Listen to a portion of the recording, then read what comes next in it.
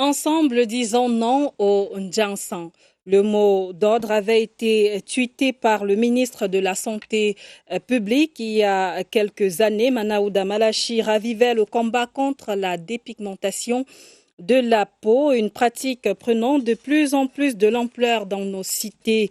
Plus de 30% de personnes s'investissent dans la pratique du décapage de la peau au Cameroun. L'on parle d'une croissance annuelle de 7% sur le marché des cosmétiques et d'hygiène corporelle à l'échelle nationale. Cette évaluation qui côtoie 380 milliards de francs CFA pèse encore beaucoup plus à l'échelle internationale.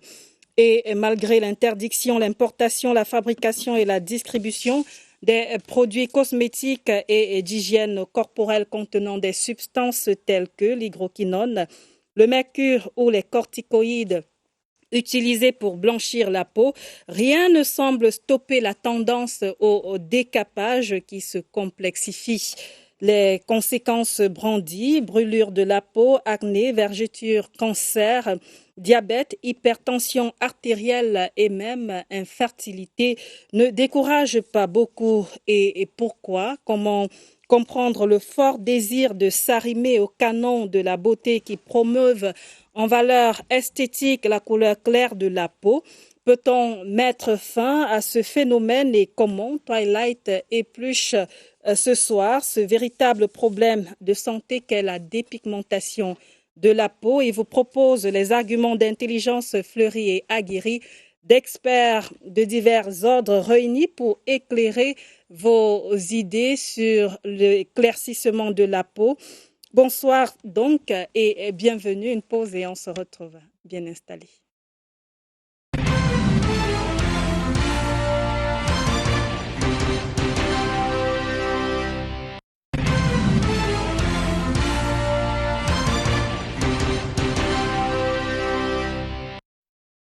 Dépigmentation de la peau, pourquoi le phénomène persiste? Pour en parler ce soir, Dr Lucie Ngono, dermatologue esthétique, chirurgie cutanée. Bonsoir et bienvenue, docteur. Bonsoir, Carlette. À vos côtés, notamment Bruno Bessala Nzié Belinga. Il est enseignant-chercheur au laboratoire de psychologie expérimentale sociale expérimentale de l'Université de Yaoundé 1. Bonsoir. Et bonsoir, bienvenue. madame. Merci de m'avoir invité. Sur la table du débat ce soir, Ruth Pierre Mbomé, Mbédé, diététicienne nutritionniste tropicale. Bonsoir et bienvenue. Bonsoir, madame. Merci. Et last but not the least, en présentiel, bien sûr, Aladin Thiam, sociologue. Bonsoir et bienvenue. Bonsoir, Carlette, et bonsoir à tous les panélistes. Bonsoir à ceux qui nous regardent. Je le disais, la dépigmentation de la peau est un phénomène aux allures grandissantes ici au Cameroun. Je vous propose quelques chiffres dans ce reportage de Nadia Amana.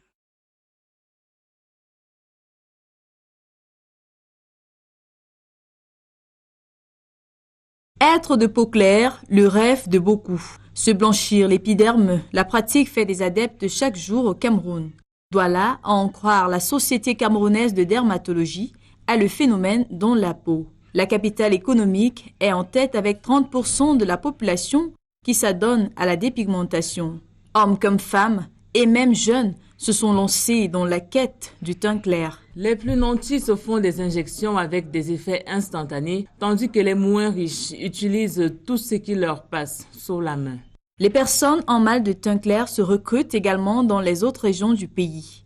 Au sud-ouest, 25% des habitants utilisent des produits chimiques pour s'éclaircir, 20% dans le centre, au nord-ouest 19%, 11% dans le sud et 10% à l'ouest du pays. Dans les 4 régions restantes, le nord, l'extrême nord, l'Adamawa et l'est, le phénomène est moins accru. L'âge moyen des personnes qui changent de teint au Cameroun est de 21 ans. Elles sont généralement sous l'emprise du matraquage publicitaire ou du diktat subliminal de la société qui laisse penser que les personnes de peau claire sont plus attirantes. Merci Nadia Amana. De retour sur ce plateau, docteur Lucie Ngono. Vous êtes encore stupéfaite après avoir regardé ce reportage? Stupéfaite, non, puisque c'est ce que je vis pratiquement tous les jours, depuis que je suis dermatologue. Depuis que je suis dermatologue, on en rencontre souvent. Bon, je ne sais pas pourquoi l'Africaine pense que avoir une peau claire est un critère de beauté. Je ne sais pas le pourquoi. Il y en a qui se font blanchir la peau sans le savoir involontairement. Elle peut avoir quelques imperfections sur la peau. Elle va dans une parfumerie. Elle dit qu'elle voudrait avoir un teint uni. Bon, c'est à partir de... Ah, bon, pour certaines. Bon, là, le vendeur de produits ne sait vraiment pas qu'est-ce qu'on peut lui donner, puisque ne sachant pas quelle est la cause de ces imperfections et comment on peut les combattre sans abîmer la peau, se lance dans le blanchiment. Or, vous voyez, quand on lui donne une substance blanchissante, bon, si c'est une cicatrice, il y a eu un traumatisme de la peau, dont un excès de sécrétion de la mélanine, le concerné, la cliente, étale le produit sur toute la peau. Donc, le produit agit sur les cellules qui n'ont pas été attaquées, les mélanocytes qui fonctionnent normalement. Et là où il y a eu hypersécrétion, ça fait qu'au niveau des mélanocytes normaux, la sécrétion, la synthèse de la mélanine va être bloquée. Cet endroit devient plus clair. Alors qu'au niveau de la tache même, ça n'agit pas. C'est la raison pour laquelle vous voyez souvent dans les cas d'acné, par exemple, on pense traiter les cicatrices post-acnéiques, on devient plutôt plus clair et ça se voit plus. Bon. Et d'autres, par contre, qui veulent devenir plus clairs. Parce qu'il y en a qui arrivent là et me disent, je veux être métisse, plus foncée que moi, mais ils disent, je veux être métisse. Pourquoi? Je veux briller. Je veux être belle. Qui vous a dit que vous n'êtes pas belle? Donc moi, je pense, je n'anticipe pas chez les sociologues et autres, il y a d'abord un problème de complexe. On ne s'accepte pas. Moi, je leur dirais que la peau noire est la plus belle des peaux. Hein. C'est ce que La vous leur plus dites. belle des peaux, oui. La peau noire est la plus belle des peaux. Déjà, la peau noire vieillit plus lentement que la peau claire. Bon, on laisse d'abord les caucasiens de pas à côté. Les caucasiens, c'est les blancs. Entre nous noirs, quelqu'un de mon âge qui est plus clair, on vit dans les mêmes conditions, vieillit plus vite que moi. Parce que cette mélanine nous empêche de vieillir plus rapidement. La mélanine a plusieurs fonctions. Il y a d'abord la protection. Elle nous protège des rayons solaires et c'est à dessein que le Créateur nous a fait que nos mélanocytes soient plus actifs. Parce que le blanc a le même nombre de mélanocytes que nous, sauf que chez lui, c'est moins actif. Puisqu'il ne vit pas sous les tropiques comme nous autres. Bon, pourquoi les blancs font plus de cancer que nous? Parce qu'ils manquent de cette protection. Nous, on vieillit plus lentement, on a une belle peau, il y a tellement d'avantages à avoir la mélanine. Et puis, quand vous avez une peau noire, les imperfections sont moins visibles chez vous que chez une peau claire. Prenez une femme de votre âge qui a vécu pratiquement dans les mêmes conditions que vous, qui est très claire, mettez-la à côté de vous, elle paraîtra plus vieille. Et si on va même observer vos peaux au microscope, sa peau paraîtra plus vieille encore. Parce que l'essentiel se passe au niveau de la deuxième couche, au niveau du derme.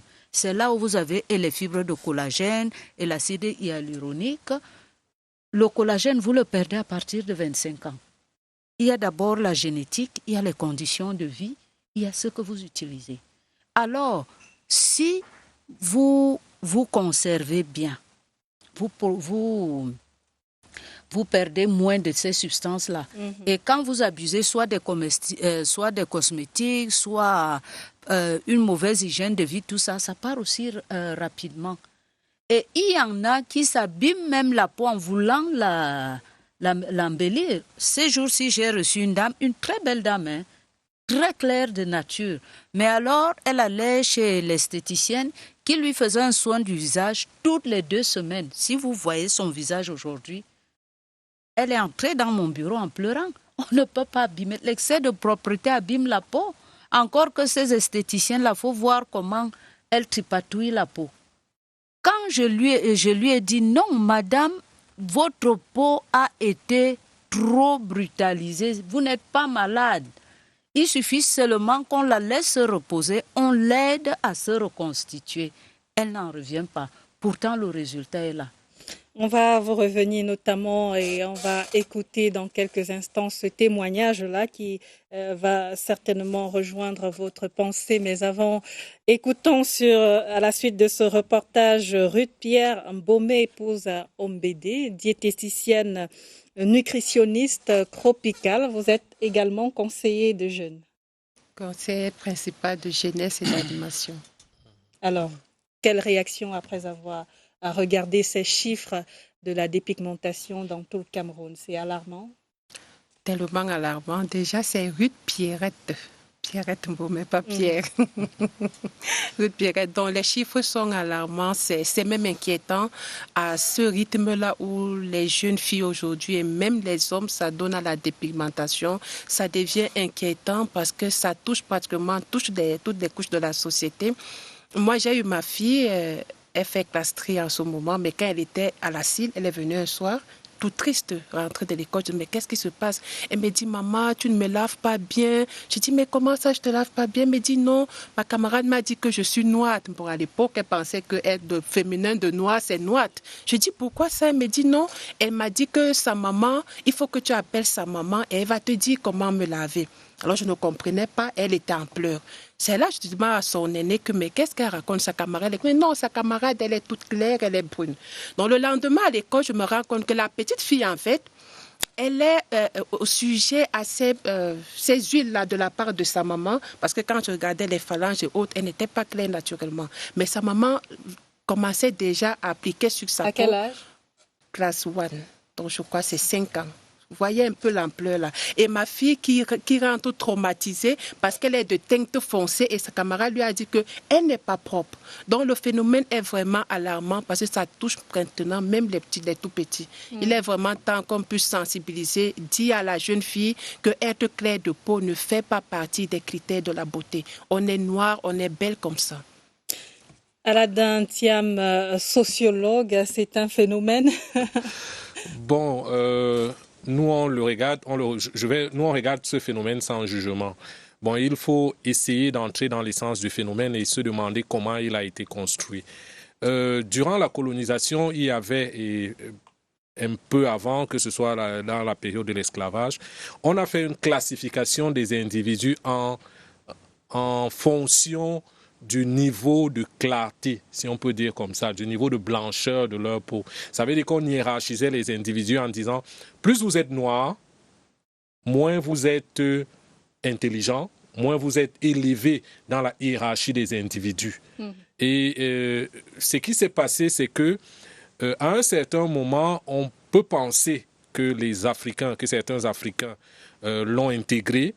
Et au Cameroun, on s'en plaint, mais quand vous regardez, par exemple, la RDC, vous regardez le Congo, vraiment, ça donne des frissons. C'est pas la même échelle, parce qu'aujourd'hui, chez nous, c'est un phénomène qu'il faut déplorer, qu'on peut déplorer, qu'on observe, mais quand on regarde dans d'autres pays. Mais qu'est-ce qui s'est passé dans ces pays-là? Dans ces pays-là, cela avait été intégré même dans la gestion quotidienne de l'administration coloniale. Ça veut dire que plus vous étiez clair, plus vous aviez accès à certains privilèges dans la société. Il y avait un espace pour les Blancs, il y avait un espace pour les Métis, et tout en bas, il y avait un espace pour les Noirs.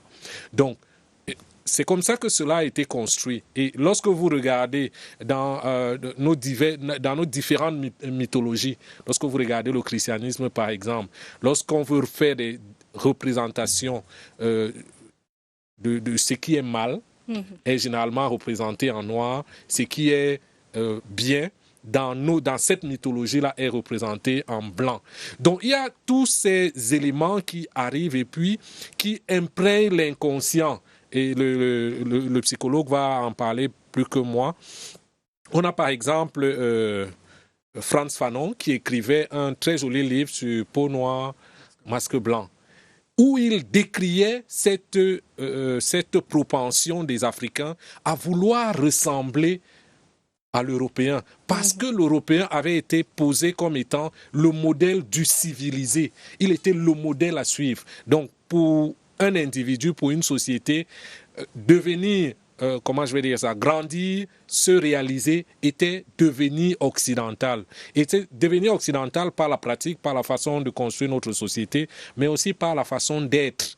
Et comment je fais pour devenir, pour avoir l'allure caucasienne, comme le docteur nous disait tout à l'heure. Pour avoir l'allure caucasienne, une seule solution s'offre à moi, gratter tout ce qui est un peu plus sombre là pour pouvoir ressembler au blanc. Donc c'est un peu ça. Et vous allez avoir même dans le langage quotidien, on va vous dire le savon lave, mais c'est l'argent qui rend propre. Et quand on vous dit que rend propre là, en réalité, à quoi est-ce que ça renvoie? Le rend propre là, lorsque vous échangez entre femmes ou entre hommes, lorsque quelqu'un vous dit que cette femme est propre, en réalité, ça veut dire quoi? Elle est brune. Généralement. Donc, on l'a intégré dans notre société et aujourd'hui, on ne peut pas essayer d'attaquer le phénomène sans comprendre les racines. Comment est-ce qu'on a laissé ce phénomène s'imprégner dans notre société, imprégner tous nos schémas de pensée. Tous les schémas de pensée de notre société sont imprégnés par ça. On se réalise, on devient un homme, on devient un civilisé lorsqu'on ressemble au blanc. On peut ressembler au blanc à tout égard, beaucoup plus. Et le premier égard, c'est physiquement. Donc la première façon de ressembler à un Européen, c'est de le ressembler physiquement. Et une deuxième chose aussi, c'est la question de, comment je vais dire ça, les individus sont aussi, font des choix en fonction des intérêts qu'ils ont identifiés. Et lorsque vous allez vous rendre compte, si vous mettez une femme brune ici, et si vous mettez une femme noire de l'autre côté, vous allez vous rendre compte que les hommes ont plus de sollicitations vers les femmes brunes que vers les femmes noires. Donc ça veut dire qu'en plus de ce qui a été intégré, les choix des individus, les choix des hommes, qui, on peut le dire, sont aussi souvent motivés par ces impensés-là, par ces constructions qui ont été faites depuis l'époque coloniale, ça va motiver les femmes. Parce que si je suis une femme, je veux quoi? Je vais être désirée, non? Si je suis un homme, je veux quoi? Je veux être désiré. Je veux sentir que je plais, je veux sentir que je suis beau, je veux sentir que j'ai de la valeur dans la société. Comment est-ce que je fais pour construire cette valeur-là? Je me conforme au modèle idéal construit et prôné par ma société. Et le modèle idéal, c'est le modèle de la femme ou de l'homme brun. Et ces causes-là, elles valent autant pour les femmes que pour les hommes? Autant pour les femmes que pour les hommes. Maintenant, elles valent beaucoup moins pour les hommes. Pourquoi? Parce que la société valorise moins l'homme au niveau de son apparence physique. L'apparence physique de l'homme est moins considérée dans notre société comme un facteur déterminant de la valeur en tant qu'individu de cet homme-là que chez la femme. Une femme est une femme, elle vaut ce qu'elle vaut par ce qu'elle apparaît. Un homme est, dans notre société, je parle globalement, je ne dis pas que, faut pas penser après que ce sont mes opinions, mais un homme est ce qu'il est dans notre société par ce qu'il possède. Donc, notre société est construite comme ça. Les hommes sont par ce qu'ils possèdent, les femmes sont par ce qu'elles apparaissent. Donc c'est comme ça que notre société est construite. Et c'est pourquoi on a plus chez nous, dans notre société camerounaise. Parce que si on sort de la société camerounaise, je parlais d'autres pays, de nos voisins en Afrique, où là-bas, les hommes comme les femmes font la course à qui sera le plus blanc. Donc, dans notre société camerounaise, les hommes sont valorisés par ce qu'ils possèdent. Donc c'est pourquoi les hommes se disent, bon, l'apparence physique, c'est pas la première chose vers laquelle je dois aller. On doit d'abord chercher l'argent, parce que quand tu cherches l'argent, tu auras le reste après. Alors, Bruno Bessalanzier Belinga, enseignant-chercheur au laboratoire de psychologie sociale expérimentale de l'Université de Yaoundé 1, je vous invite tout d'abord à réagir à ce reportage qu'on a vu à l'entame de ce programme. Oui, c'est un problème de santé, majeur, tel que vous l'avez décrit dans l'entame de votre propos. Il se trouve qu'il y a des éléments qui sont mis ensemble, qui vont militer à la persistance de ce phénomène. Le psychologue essaie d'analyser sur deux alternatives, sur deux balances. La première balance sera les facteurs socio-démographiques, c'est-à-dire le niveau d'études. Vous allez voir que ceux qui ont un niveau d'études moins élevé s'engagent plus à prendre des dispositions pour ne pas se protéger. Il y a la progenre. Même comme aujourd'hui, on remarque que la dépigmentation n'est plus l'apanage des femmes. Les hommes s'y sont engouffrés et tentent même de ravir la vedette aux femmes. Oui, vous allez voir de nos jours des hommes avec des teints différents. La couleur du visage est différente de la couleur des mains, je ne sais pas, du reste du corps. Ça signifie que la progenre est importante dans cette analyse. Il y a toujours dans les facteurs sociodémographiques, il y a le facteur socio-économique. Oui, c'est-à-dire ceux qui s'engagent dans la dépigmentation ne mesurent pas la portée de leur bourse. C'est pour cela qu'ils vont tomber sur des produits qui sont vendus en bordure de route, sans toutefois mesurer la gravité que cela peut avoir sur leur peau. En plus sur la deuxième balance, donc, on va consister à analyser les facteurs psychosociologiques ou alors psychosociaux. Je vais donc aller dans le sens du sociologue. Il y a, par exemple, l'attitude de la personne vis-à-vis du phénomène de dépigmentation. Lorsque la personne a une attitude favorable, elle va s'engager aisément et facilement dans la dépigmentation sans tenir compte des dangers auxquels cette personne est exposée. Il y a la perception même du danger, la perception du risque. Alors, lorsqu'il évalue le risque, il peut être une évaluation légère, sans toutefois mesurer la gravité de cette activité. Donc, et comme autre facteur, nous avons l'influence de l'environnement. Dans l'environnement, je vais mettre l'influence de la famille, l'influence des pères. Parlant de l'influence de la famille, vous allez vous rendre compte que lorsque un enfant grandit dans une famille où la mère se dépigmente la peau, automatiquement cet enfant a une propension à adopter les produits de sa mère. Et vous allez même voir certains hommes parfois utilisent les mêmes produits que leur femme et ça impacte leur peau. Donc, sur le plan familial, ça a un impact profond sur la prise de décision.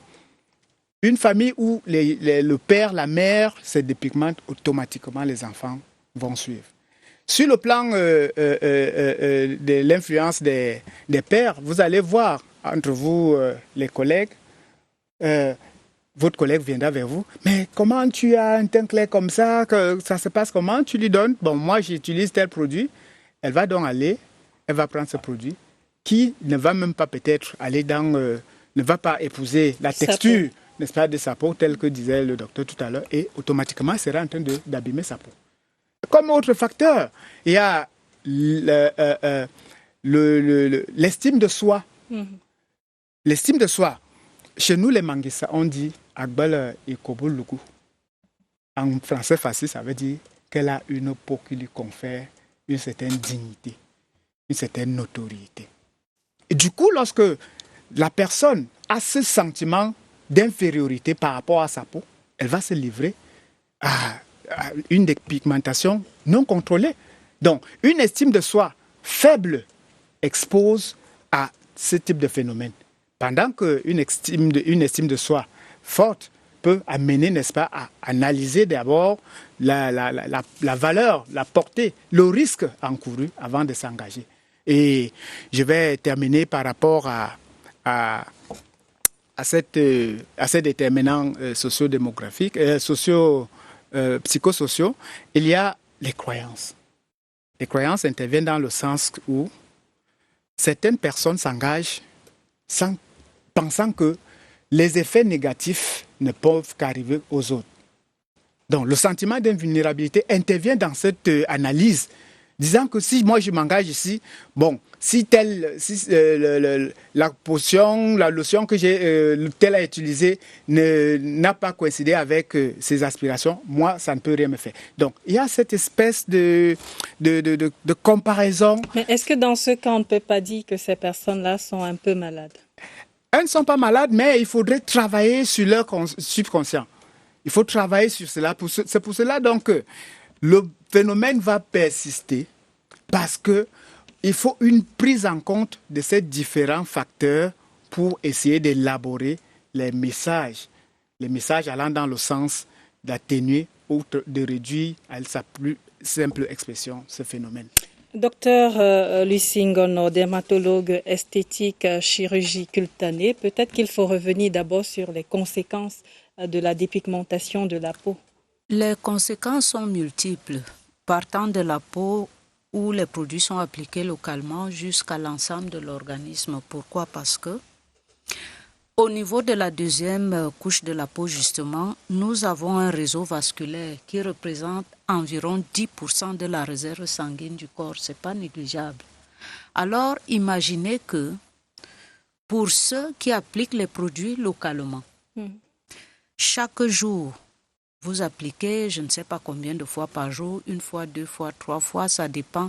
Donc, il y a des microdoses qui passent dans l'organisme. Et quand ça traverse la première couche, ça arrive au niveau de la deuxième couche, ça pénètre dans les vaisseaux sanguins. Bon, parce que vous voyez, même quand vous avez mal quelque part, vous appliquez un médicament, un baume ou quoi que ce soit, ça se calme. C'est parce que ça rentre dans la peau, ça va agir là où ça atteint la cible, quoi. Donc, quand ces produits passent donc dans le sang fait le tour de l'organisme. Avec ces produits, le sang passe partout dans tous les organes et il y dépose. Ça fait qu'au départ, ceux qui ont la chance peut-être deviennent clairs. Ils disent c'est bon, ça réussit.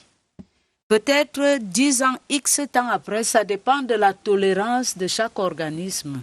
Quand vous développez une maladie, même si vous allez voir un spécialiste, un médecin, il ne va pas imaginer tout de suite que ça provient des produits que vous appliquez sur votre peau. Parce que, comme vous avez cité tout à l'heure, il y en a qui arrivent à l'infertilité. Moi, j'en ai déjà reçu des insuffisances rénales, des cardiopathes. Tous les organismes du corps sont atteints. Tous. Sans compter, bon là, c'est l'application locale. Il y en a qui les passent directement par voie intraveineuse. C'est soi-disant compléments alimentaires. Ce n'est pas des compléments alimentaires. Ça contient des substances éclaircissantes. Bon, j'en ai déjà reçu qui font des complications. Une jeune fille, à peine 23 ans, elle devient d'abord claire et puis ce n'est plus ça, la peau change de couleur, elle prend du poids, elle devient boulimique et tout. En fait, quand on enquête, on voit que dans les perfusions qu'on lui mettait dans la veine, quelque part à Loncac là-bas, j'espère que ces gens-là me suivent, parce que c'est des assassins. Je n'ai pas peur de le dire, parce que moi je suis professionnelle de la santé. Ces gens-là, je ne sais même pas s'ils ont flairé un jour une faculté de médecine. Peut-être on voit la veine, tout de suite on pique dedans, on ne sait pas ce qu'on va piquer dans la veine. Cette jeune fille, aujourd'hui, je ne sais pas si elle retrouvera une vie de femme normale, c'est-à-dire avoir des menstrues et tout. Tout a été perturbé. Parce qu'elle arrive chez moi, elle est déjà, ça contient des corticoïdes, les poils poussent de partout, hirsutisme, elle a eu des formes bizarres. Ici, ça gonfle un peu comme si elle avait une bosse de zébu. Là, c'est l'obésité que Shungeit. Quand on voit ça tout de suite, on sait qu'il y a des corticoïdes dedans. Le cycle menstruel est perturbé. Il y a ci, il y a ça. Vraiment, celle-là, c'est une usine à problème. Je l'avais référée chez l'endocrinologue. Heureusement encore que ses parents ont de l'argent pour assurer ses soins. Et on ne sait même pas si ça pourra encore s'arranger. Déjà, on vous dit on va vous prélever le sang peut-être à 1h du matin. On va aller, parce que ses parents qui me connaissent m'ont appelé, m'ont dit, mais c'est bizarre. Ça, c'est quel genre de médecine encore? On dit qu'il faut qu'on aille prélever, on amène notre fille, on la prélève à minuit, on la prélève. Je dis non, eux, ils savent ce qu'ils cherchent, c'est des pics de cortisol.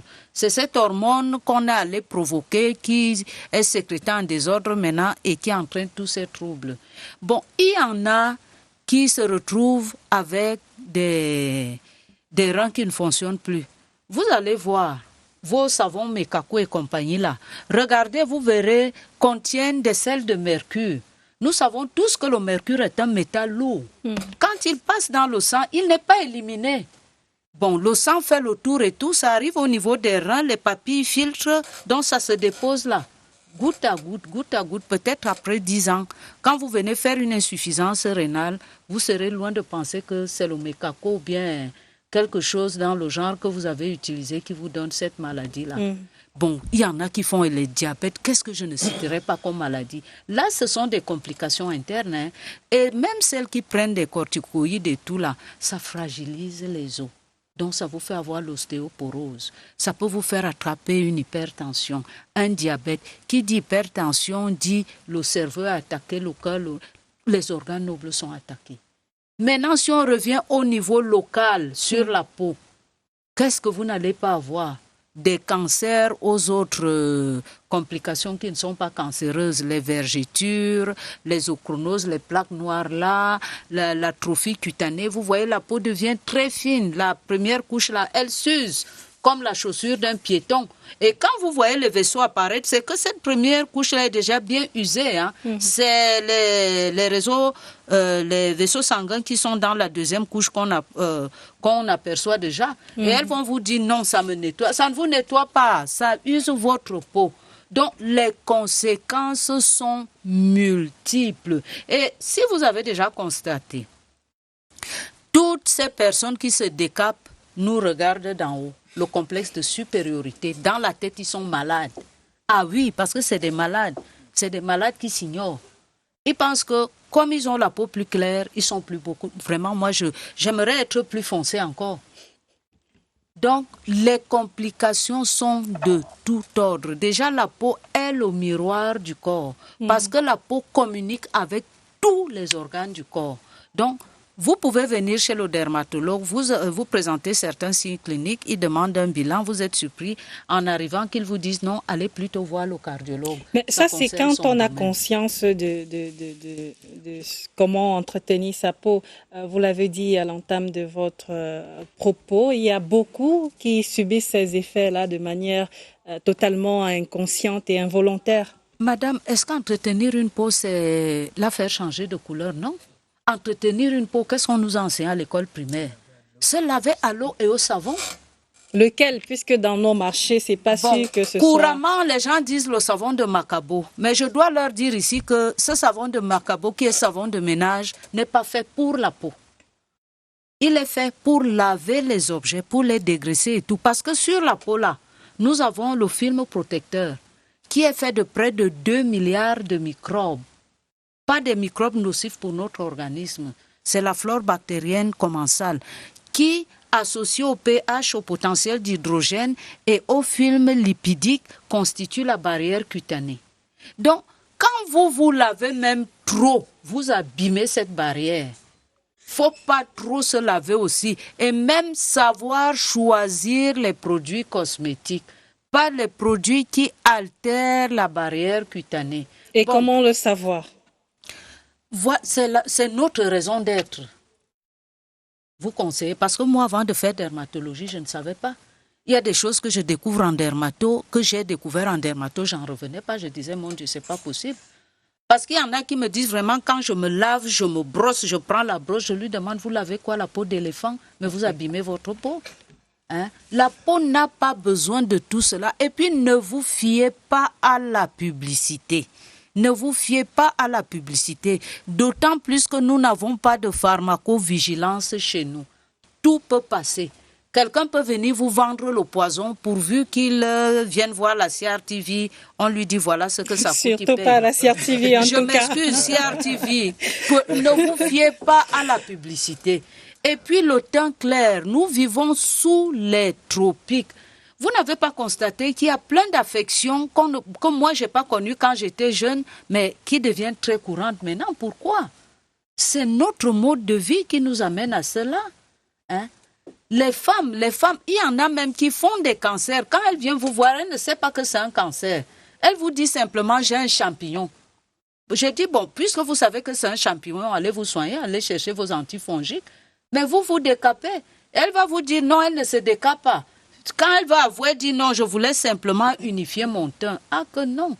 Quand vous voulez unifier le teint, commencez par éviter ce qui vous fait avoir les taches.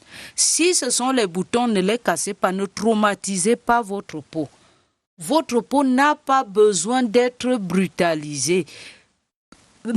Ayez une hygiène de vie simple. Là, c'est du général parce qu'on prend le cas par cas, la tranche d'âge, le type de peau. Et là, on vous dit voilà. Une Camerounaise, puisque nous sommes Camerounais, n'est pas belle parce qu'elle est blanche. Et puis, ces ventes en ligne, il faut voir ce qu'on leur vend. J'ai au moins 60% des femmes qui viennent me voir pour des complications post-dépigmentation qui ont commandé des produits en ligne. Alors je leur demande pourquoi vous venez me voir. Allez voir les gens qui vous ont vendu les produits. J'étais pas là quand il fallait me demander conseil. Donc méfiez-vous. Tout ce qui brille n'est pas or. Tous les produits qu'on vous présente ne sont pas bons pour votre peau. Bruno Besalanzier-Belinga, enseignant-chercheur au laboratoire de psychologie sociale expérimentale à l'université de Yaoundé 1. Vous venez de citer un ensemble de facteurs qui conduiraient notamment à cette dépigmentation-là. Dites-nous, pourquoi, si tous ces acteurs-là s'y adonnent aisément ou alors à leur guise, mais comment comprendre le fait que socialement, ils refutent de se décaper? Oui, madame, c'est un problème de message, de sensibilisation. Lorsque on conçoit des messages, est-ce qu'on a suffisamment présenté les risques encourus? Le risque ici étant le rapport de la survenance d'un événement douloureux, malheureux. Alors, le laboratoire de psychologie expérimentale de l'Université Yaoundé 1 a travaillé sur ces problèmes de risque, notamment sur la prise des risques, et a produit un excellent ouvrage qui était dirigé par les professeurs Edouard Adrien Vessomba et professeur Ngaï Somba Hélène Chantal. Cet ouvrage a été préfacé par le chef de département de psychologie de Yaoundé 1, professeur Ebalé, Monese Chandel. Dans cet ouvrage, on ressort les différentes manières d'aborder les dangers, de présenter les risques. Alors, lorsque ce risque-là n'est pas évalué de manière objective, l'individu va prendre des risques. L'individu va s'engager dans des comportements qui vont exposer sa santé. Donc, il faut travailler à la base les messages. Je prends par exemple les études des cigarettes. Je crois que personne d'entre nous ici n'est fumeur, mais quand même, on a déjà vu une étude des cigarettes. On présente, n'est-ce pas, la mort, presque. Les individus atteints de cancer dû à la cigarette. Alors, est-ce que sur les étiquettes des produits cosmétiques, cela a été fait? Je ne pense pas. Dans certaines bouteilles de boissons à fort taux d'alcool, on précise néanmoins que l'abus de l'alcool est dangereux pour la santé. Est-ce que cela se fait avec les produits? Mais ça n'empêche que non. Là, au moins, quand quelqu'un s'engage, il sait à quoi s'en tenir. Cependant, sur les produits cosmétiques, est-ce que cela est fait? Je ne pense pas. Et vous allez voir, je n'ai rien contre cette nouvelle catégorie sociale qui est née, qu'on appelle, je crois, les influenceurs, quelque chose comme ça. Moi, je les appelle les détourneurs de conscience. Vous avez regardez un peu dans les réseaux sociaux. Vous avez déjà vu une soi-disant influenceuse ayant mon teint? Que non. Toutes sont de teint clair. Toutes sont de teint clair. Et vous pouvez donc imaginer l'impact que cela peut avoir sur le subconscient de la jeune fille qui a besoin d'imiter ce soi-disant modèle, ces antivaleurs. Et je ne sais pas, on a été au courant d'une polémique qui est née autour des produits qui ont été promus par une représentante, une valeur dans la société, une actrice de la société, qui devrait plutôt combattre, qui devrait plutôt aider les autorités en charge de la santé, n'est-ce pas, pour combattre ce phénomène. Mais ça a plutôt fait l'objet d'une grande promotion sans tenir compte des risques auxquels on est exposé, comme disait le docteur tout à l'heure. Donc, il faut travailler, ma foi, il faut travailler à la base, présenter les risques, les dangers, voire même aller aussi... Mais qui doit le faire quand vous dites on doit travailler? Les autorités en charge de la promotion de la santé devraient le faire. Ils ont exigé avec la cigarette, pourquoi pas le faire avec les produits cosmétiques? Pourquoi pas? D'accord. Alors, Aladin Thiam, juste une réponse en quelques secondes avant de marquer une pause. Vous posez la même question que tout à l'heure. Le teint clair, vendu, acheté, mais en quelque sorte aussi renié, quoi. Personne n'aime qu'on l'indexe. Tu as fait le... Oui, parce que chacun veut qu'on pense que les attributs qu'il possède sont des attributs naturels. Personne ne va vous dire que c'est pas une histoire seulement de teint. C'est même lorsque quelqu'un fait des extensions capillaires, personne ne va vous dire que ses cheveux, je ne les ai pas de façon naturelle. Lorsque quelqu'un a pris des stéroïdes pour avoir des muscles, il va pas vous dire que en fait j'ai pris des stéroïdes pour avoir des muscles. Donc il y a ça. Il faut essentialiser l'avantage obtenu. Ça veut dire que ça ne doit pas être un avantage que les autres peuvent prendre comme acquis. Ça veut dire que je ne suis pas né comme ça et je l'ai. Et pour la question des risques et bénéfices, je pense que les personnes qui se livrent à la dépigmentation savent très souvent, très très bien quels sont les risques auxquels elles sont exposées. Mais elles font une balance coût-bénéfice. Et dans la balance coût-bénéfice, elles se disent, moi je vais être belle aujourd'hui, je vais être désirée aujourd'hui. Les risques, ils viendront dans 5 ans, dans 10 ans, peut-être j'aurai déjà trouvé le mari, j'aurai pu avoir tous les bénéfices que me confère cette nouvelle peau. Qu'est-ce qu'il faut faire? Je prends la peau aujourd'hui, et puis demain, pour les conséquences, on verra après. C'est un peu comme on nous disait souvent, vivre heureux, mourir jeune. Donc c'est un peu... D'accord, vous êtes entendu. On va marquer une légère pause dans cette édition de Le Débat se poursuit sur cette thématique. Et Ruth Pierrette Mbomé, Ombédé, diététicienne, nutritionniste, Cropical, et surtout conseillère principale de jeunesse et d'animation. Vous êtes donc aux côtés des jeunes. Qu'est-ce qu'ils vous disent concernant cette dépigmentation-là? Les jeunes aujourd'hui, concernant la dépigmentation, ont des modèles. Les jeunes veulent ressembler à ce qu'ils voient à la télé en longueur de journée. Du matin au soir, on a la télévision qui nous montre des séries dont les jeunes veulent se rapprocher du modèle caucasien, des femmes qui ont la peau blanche, les séries novelas, et quand elles n'ont même pas les moyens pour s'offrir ces produits, on retrouve les jeunes qui vont vous dire, madame, moi je connais faire telle composition qui va me permettre au bout de 5 jours d'obtenir un teint clair, au bout d'une semaine ou de 10 jours, d'un mois, d'être métisse. On a ces slogans-là, teint clair, teint métis, la clair. Mais moi, je me dis, je l'ai dit toujours, vous êtes responsable de votre santé. Parce que même si, comme le monsieur disait, on met sur les étiquettes des produits cosmétiques, je ne sais pas moi, tout ce qu'on a vu là, des femmes qui ont la peau noire à gauche et claire de l'autre côté, elles vont toujours utiliser. Parce que quand elles n'ont pas les moyens de pouvoir s'offrir ces produits, elles vont trouver le moyen de les composer. Elles vont faire leur propre chimie, je ne sais pas comment ça passe dans leur tête, mais elles font des mélanges pour paraître plus claires. Mais est-ce que ces jeunes-là ont conscience des dangers tantôt évoqués sur ce plateau par le docteur Ngono? Exactement.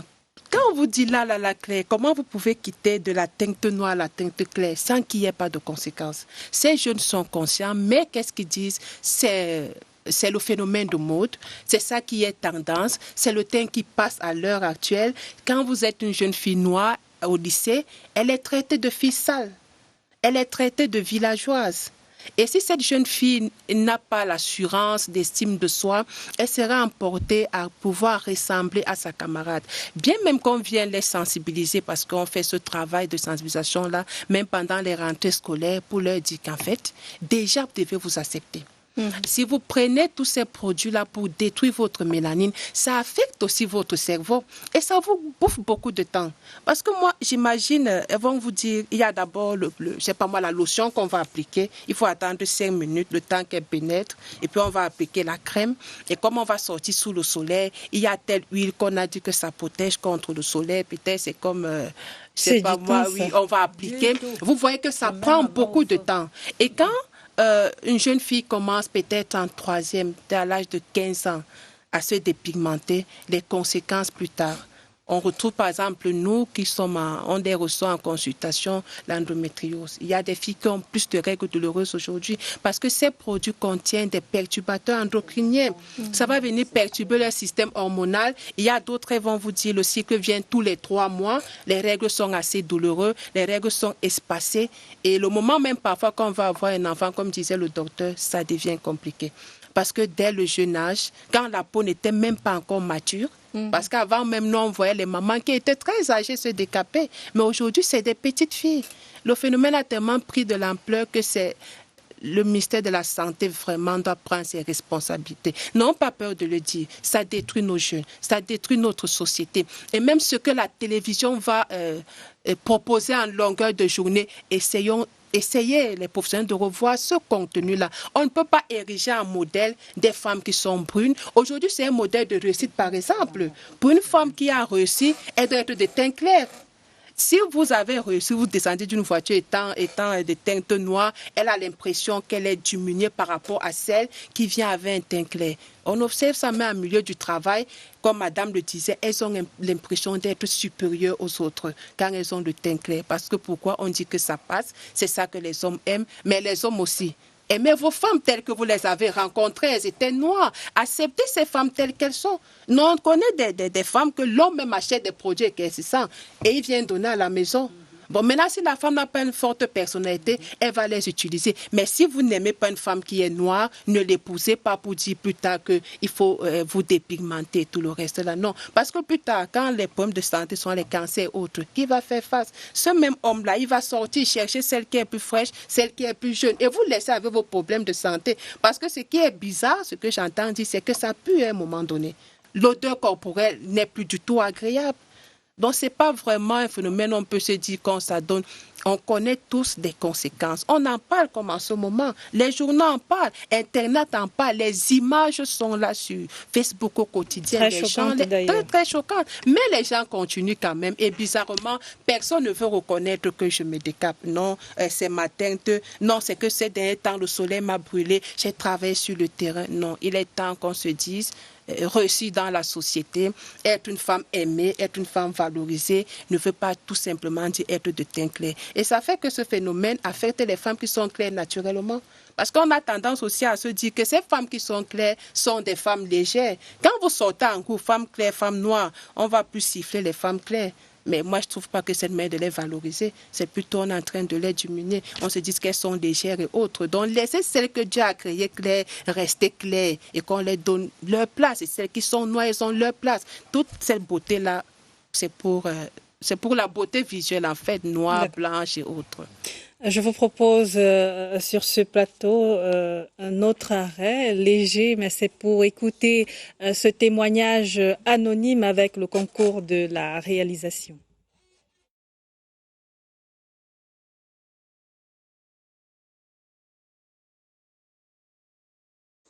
Voilà, il y a quelques années, je suis allée dans un centre de beauté pour faire les soins du corps. Généralement, ils proposent les gommages, hammam, sauna, bref, tout un package. Bon, à la fin de mes soins, une des employées m'a proposé des produits fabriqués localement. Elle me disait que ça allait être bien pour ma peau, ça allait me nettoyer la peau et tout et tout. Comme j'avais des imperfections, surtout sur le visage, elle m'avait donné toute une gamme pour le visage. Mais quelques temps après, je crois, un mois après, j'utilisais ça nettoyait effectivement mon visage et ma peau. Mais plus tard, je me suis rendu compte que ces produits avaient des effets secondaires, notamment des taches, ça me laissait des taches, des boutons qui laissaient des taches noires sur le visage et aussi sur le corps des vergetures. Donc, j'étais obligée de me tourner vers un dermatologue pour finir avec ce problème. Docteur Lucie Ngono, vous venez d'écouter ce témoignage d'anonyme notamment. On a comme l'impression que tout le monde est conseillé de produits à utiliser pour la peau. Effectivement, nous avons des confrères qui ne sont pas passés par des facultés de médecine, qui sont excellents en la matière. Et voilà les conséquences. Parce que je leur dis souvent, l'esthéticienne, quand on regarde ici, je crois que la formation, c'est 1 an. L'esthéticienne, qu'est-ce qu'elle sait de la peau? Moi, pour étudier la peau, il a fallu que j'aie d'abord un doctorat en médecine et que j'aille faire 5 ans en spécialisation pour étudier la peau seule, avant de continuer avec la chirurgie cutanée, la dermatologie esthétique. Si j'étais aussi intelligente, peut-être que je serais déjà membre de l'Académie de médecine. Alors, comment quelqu'un... Et je ne sais pas, ces gens-là sont tellement écoutés, ils savent tellement convaincre.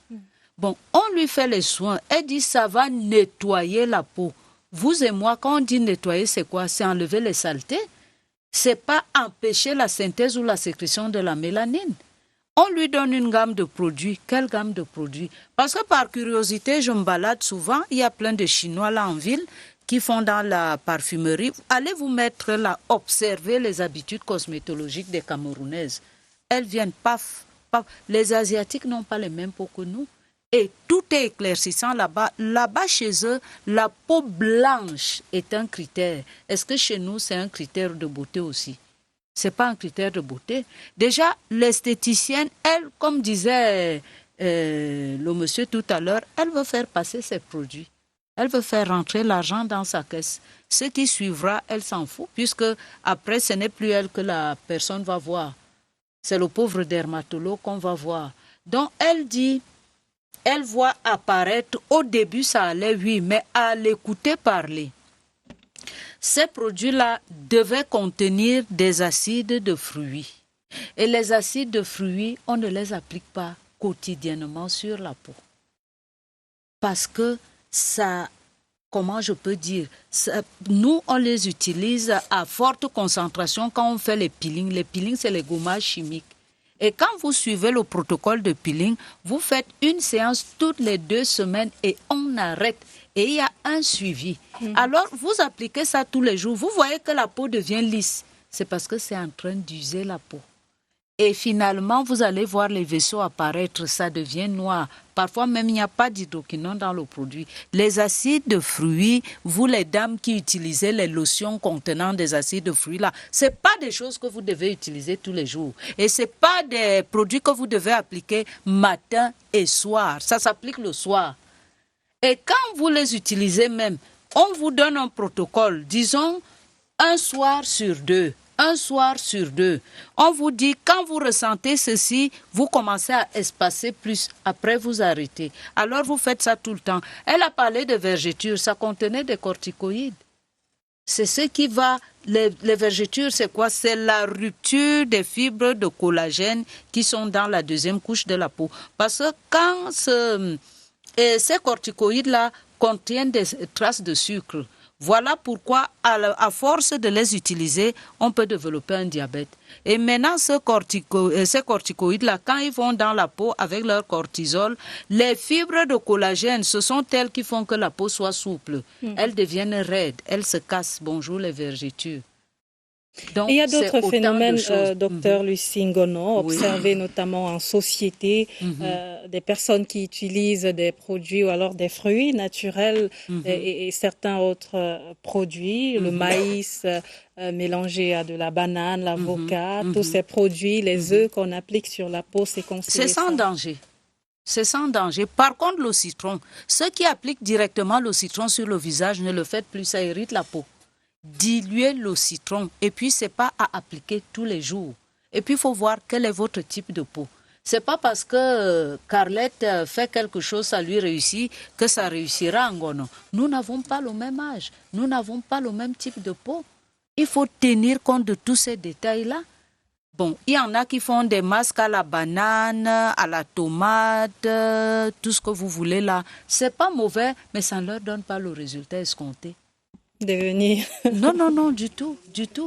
Ça ne donne pas ce résultat. Donc la dame en question, bon, malheureusement, elle est tombée sous le charme de la publicité mensongère. Excusez-moi, les esthéticiennes, mais c'est vrai. Donc, elle est tombée sous leur charme, voilà les conséquences. Elle lui parle de la peau, elle ne sait pas de quoi elle fait la peau. Combien de fonctions la peau assume? Alors, on va sortir de cette question dépigmentation, pourquoi le phénomène persiste. Plutôt nous dit, est-ce que c'est possible de mettre fin à cette pratique-là, notamment, monsieur le sociologue Aladin Thiam? C'est possible de mettre fin à cette pratique, mais est-ce qu'on veut mettre fin à cette pratique? Parce que c'est un système dans lequel nous sommes assis et dans lequel il y a tellement d'enjeux. Il y a des enjeux industriels, il y a des personnes qui sont assises et qui font... pourquoi est-ce que l'État mettrait un frein à la vente des produits qui lui rapportent en arrière peut-être des impôts ou toute autre chose? On parle de 380 milliards. Voilà. Peut-être parce qu'il y a un risque de santé. Mais maintenant, est-ce que... au niveau, même si l'État s'engage à faire des efforts, au niveau culturel, dans ce que les gens ont intégré, c'est dans les années 20 qu'on faisait, en Europe, on faisait la publicité d'un savon où on mettait un noir dans une bassine avec ce savon-là, et puis quand il ressortait, il était blanc. Donc ça c'est une publicité des années 20 en France. Donc imaginez un peu comment est-ce que tout cela a irriguer l'imaginaire, la façon de penser, tous les schèmes de pensée de nos parents, et ils nous les ont transmis. Donc aujourd'hui, il faut une rupture culturelle. Il faut arriver à comprendre qu'on peut être noir et être beau. Il y a des mouvements qui sont en train de monter. Mais est-ce que ces mouvements, que ce soit au niveau de la dépigmentation ou que ce soit au niveau, par exemple, des cheveux. Les cheveux, on a le mouvement, par exemple, des nappies. Et au niveau de la dépigmentation, on a des forts courants qui sont de plus en plus. Mais c'est quelque chose qui va prendre petit à petit, qui va infuser petit à petit. Et qui nécessite aussi que chaque individu dans la société se remette en cause et essaie de se dire quelle est la valeur que j'attribue à la peau noire. Parce qu'on nous a bassinés, on nous a dit... Essayez même souvent de comprendre comment les gens parlent. Quand quelqu'un a fait quelque chose où il estime qu'il l'a bien fait, il dit toujours « je l'ai fait comme un blanc ». Il dit toujours « je l'ai fait comme un blanc ». Donc il faut arriver à reconstruire. Il faut arriver à reconstruire toute notre architecture mentale pour pouvoir se départir de là. Parce que si on reste seulement sur les conséquences, sur ceci, les gens vont dire « oui, ça nous on savait même déjà, ça ne change rien, mais on va quand même le faire ». Ruth Pierrette Mbomé, épouse Mbédé, diététicienne, nutritionniste tropicale, notamment sur ce titre-là. Il se dit qu'il y a des aliments qui peuvent permettre d'entretenir la peau. Exactement, il y a les aliments. Déjà, quand vous avez une bonne alimentation, une alimentation équilibrée, une alimentation diversifiée qui est riche en fruits et en légumes, vous n'aurez pas de problème de peau en fait. Parce que même les boutons qui sortent sur votre peau, c'est le résultat d'un phénomène dans votre corps, dans votre organisme, en fait, des hormones et toutes ces toxines qui sont accumulées. Donc, quand vous mangez sainement, vous intégrez les jus de fruits et de légumes, par exemple, comme du céleri. En ce moment, on a du cassis. Quand vous mangez du cassis, vous mettez du céleri, vous mettez les agrumes, ça nettoie, en fait, et ça vous permet d'avoir une belle peau. Et à côté même de ces aliments, tout ce que nous pouvons consommer, comme des noix, la noix de coco par exemple, que nous avons en profusion chez nous, nous faisons des jus, de l'eau de coco même qui est contenue dans la coco est très bonne en fait pour notre peau. Et au-delà de ça, on va faire un petit clin d'œil au Made in Cameroun qui aujourd'hui est en train de s'affirmer dans le domaine de la cosmétique. On a les savons aujourd'hui à base de ndolé, à base de feuilles de moringa, 100% naturel. Peut-être nos concitoyens ne le savent pas, mais il y a des dames qui se sont levées en fait pour redonner à la peau noire, aux femmes camerounaises, redonner à la peau noire son blason en fait doré à partir des ingrédients naturels. Parce que sublimer la peau noire, en fait, c'est pas comme on dit nettoyer, le docteur nous disait brosser au quotidien. Non, c'est utiliser les éléments naturels qui vont permettre à la peau de ne pas vieillir de manière précoce. Donc, hydratez-vous beaucoup, buvez beaucoup d'eau. Le docteur le disait, pas le citron sur la peau, mais mettez quelques tranches dans votre bouteille d'eau et sortez avec. Pendant que vous êtes en cuisine, découpez le concombre, frottez sur le visage, continuez à faire votre cuisine. Prenez votre tomate, frottez sur le visage, sur votre peau, faites votre cuisine. Ce jus-là est en train d'agir directement sur la peau et c'est beaucoup mieux encore de l'intérieur. D'accord. Vous êtes entendu Bruno Bessala Nzié-Belinga, enseignant-chercheur au laboratoire de psychologie sociale expérimentale de l'Université de Yaoundé 1. Qu'est-ce qu'il faut pour emprunter la voie de la rupture avec la dépigmentation? La voie du salut passe par la maîtrise des différents facteurs que j'ai énumérés à l'entame de mon propos. Il faut travailler en tenant compte de ces facteurs. Présenter le danger, le risque tel qu'il est. On n'est pas invulnérable en appliquant sur sa peau des produits dont on ne maîtrise pas l'origine. On ne doit pas se comparer aux autres. C'est une mauvaise appréciation de penser que le produit qui est allé à X devrait automatiquement aller à Y. Si X l'utilise, comme le docteur l'a dit, c'est peut-être pour résoudre, pour réparer, n'est-ce pas, un problème qui est peut-être localisé, qui est ponctuel. Mais pas l'État, le transférer à d'autres. Il n'est pas conseillé. Oui. Et je voudrais terminer par là pour dire qu'il y a aussi un phénomène, on appelle ça en jargon, dans notre jargon, la littératie en santé. C'est quoi? La littératie en santé est l'ensemble, n'est-ce pas, des informations qu'on peut obtenir et qu'on peut traduire en fait, qu'on peut concrétiser pour promouvoir la santé, notamment la santé de la peau. Docteur Lucie Ngono, en 30 secondes seulement, une conclusion. J'aurais demandé plus de 30 secondes parce que je voudrais rectifier ce que la consoeur a dit tout à l'heure. L'alimentation n'a rien à voir avec les boutons, surtout si c'est des acnés. C'est des transformations physiologiques de l'organisme. Celle qui a parlé des boutons tout à l'heure, certainement, elle a utilisé un produit qui est cosmétogène. C'est-à-dire, quand elle applique sur la peau, il bouche les pores. En conclusion, oui. Le ministère de la Santé a du pain sur la planche. Les dermatologues, autant qu'ils peuvent, essayent de sensibiliser la population. Il y a même une association qui a été créée depuis près d'une dizaine d'années, mais dont on ne parle pas beaucoup, justement à cause des grosses pressions. Parce que c'est moi la fondatrice et la présidente. Et cette société couvre les 6 pays d'Afrique centrale. C'est pour informer, conseiller sur la dépigmentation et elle réunit tous les spécialistes parce que c'est tout l'organisme qui est concerné.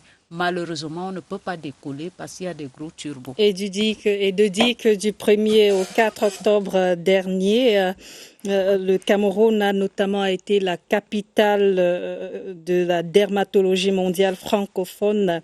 Le 5e congrès de la Société de dermatologie d'Afrique centrale s'est tenu à Yaoundé. On espère que les fruits... Et surtout que c'est un Camerounais qui a été élu président de l'association pour les 2 années à venir, donc nous avons du pain sur la planche. Voilà qui est dit et c'est la conclusion de Twilight de ce lundi 7 octobre 2024. Merci à vous d'être venus sur ce plateau. Merci à vous de nous avoir regardés, à nos équipes techniques et rédactionnelles. Merci, c'était Twilight. Restez sur CRTV News.